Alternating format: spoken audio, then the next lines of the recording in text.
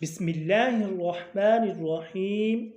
رسول کریم صلی اللہ علیہ وآلہ وسلم نے فرمایا، جنت کا ایک دروازہ ہے جسے ریان کہتے ہیں۔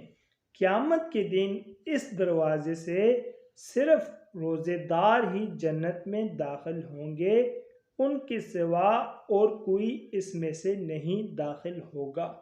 پکارا جائے گا کہ روزے دار کہاں ہیں؟ وہ کھڑے ہو جائیں گے، ان کے سوا اس سے اور کوئی نہیں اندر جانے پائے گا۔ اور جب یہ لوگ اندر چلے جائیں گے تو یہ دروازہ بند کر دیا جائے گا، پھر اس سے کوئی اندر نہ جا سکے گا۔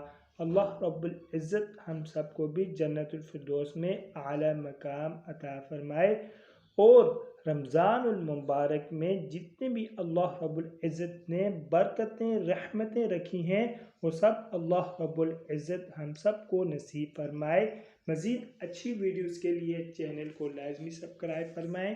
جزاکم اللہ احسن الجزاء۔ طالب دعا قاری محمد آصف۔